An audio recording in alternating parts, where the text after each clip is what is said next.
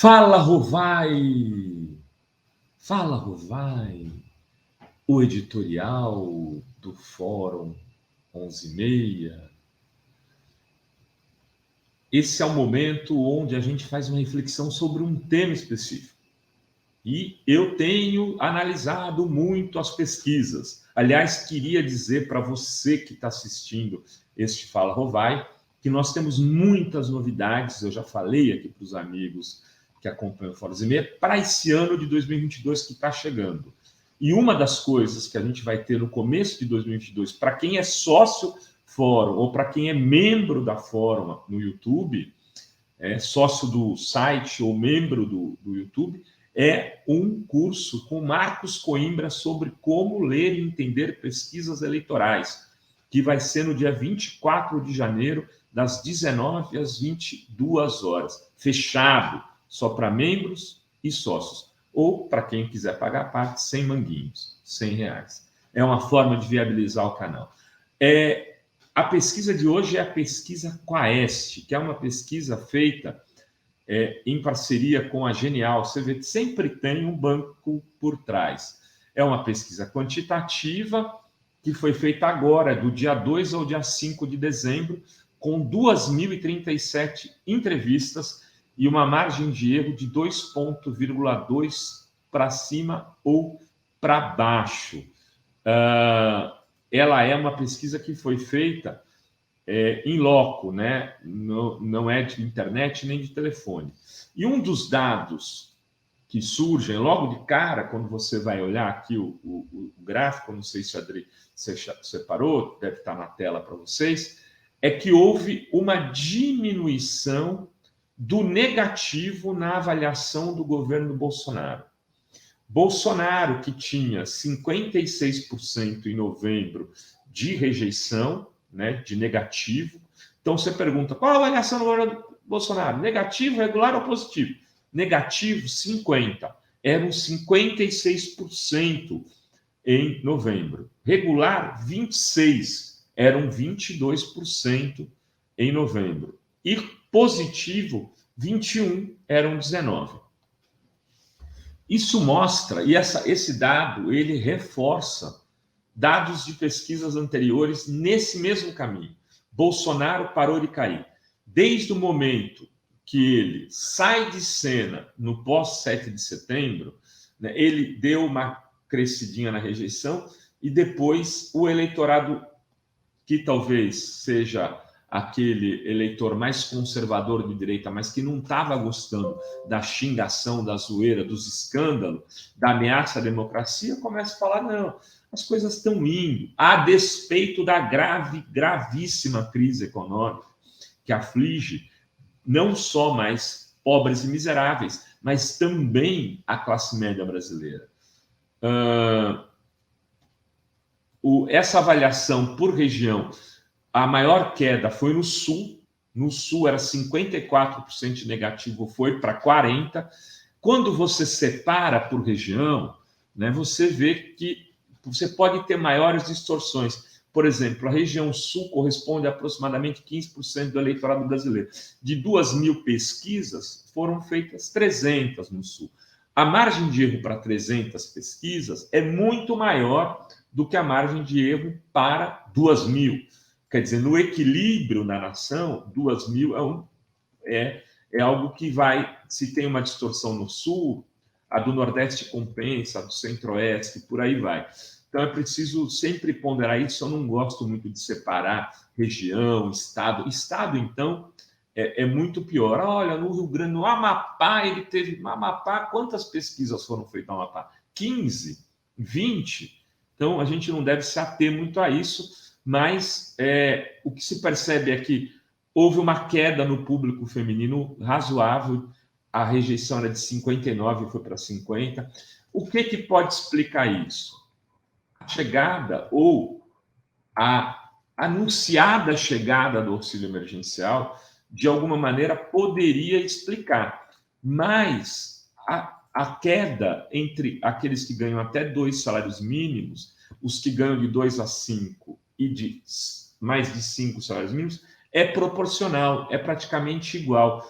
caiu 7% entre até 2 salários mínimos, o negativo, caiu 6% de 2 a 5 salários mínimos, e caiu 5%, 6%, não, 7%, mais de 5 salários mínimos. Então, a não ser, o cara de mais de 5 salários mínimos está esperando auxílio emergencial? Não.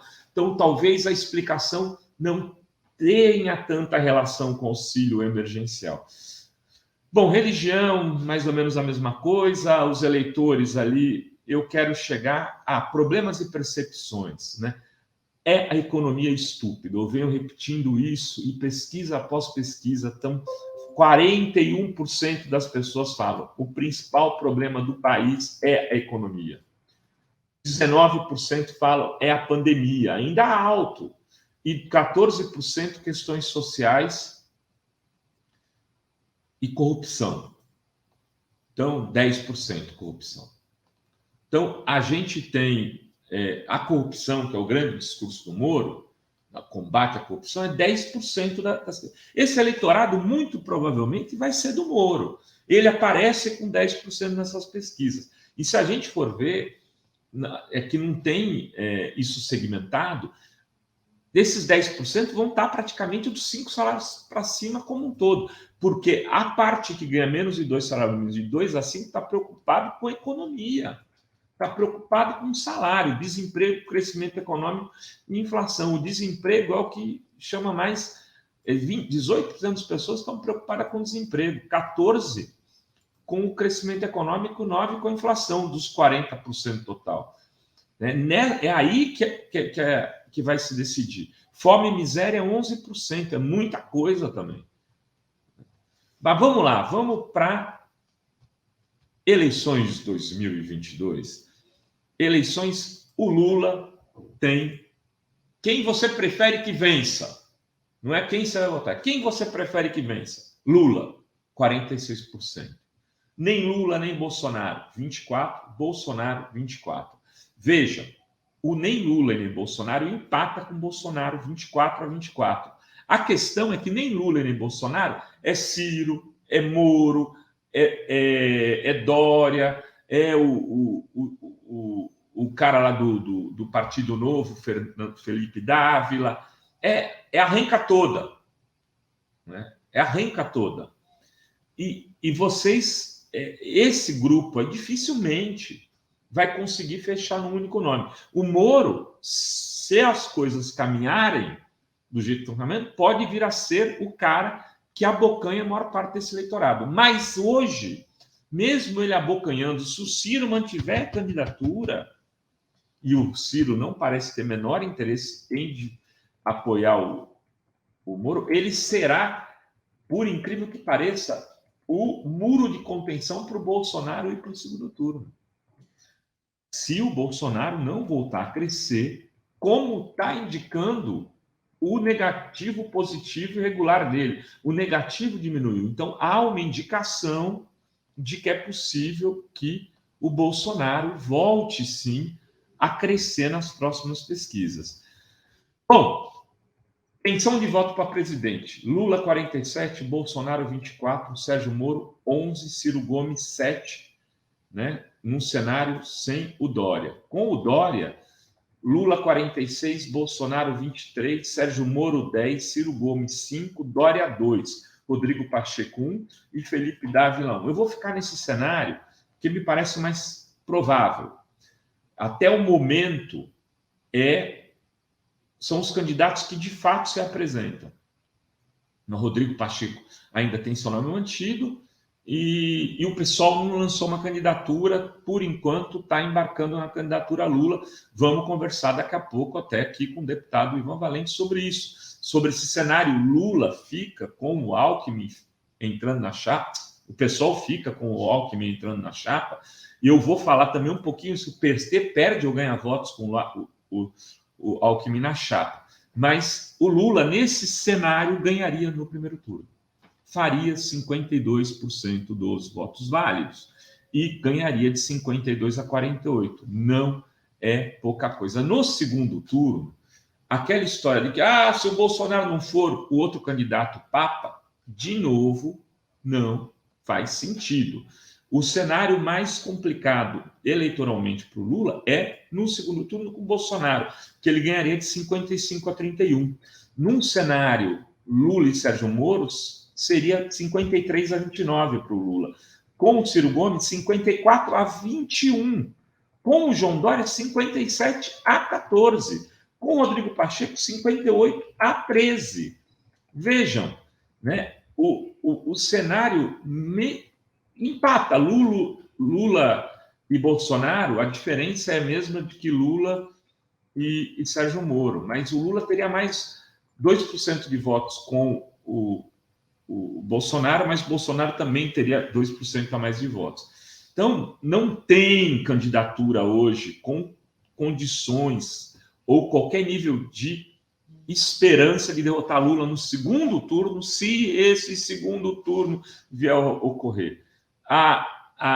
O conhecimento dos candidatos e a intenção de voto também, o não votaria do Lula é o menor de todos os candidatos, com exceção do Rodrigo Pacheco, porque ninguém conhece, quem não conhece não vota, e Felipe Dávila. Bolsonaro tem 64% de conhece e não votaria.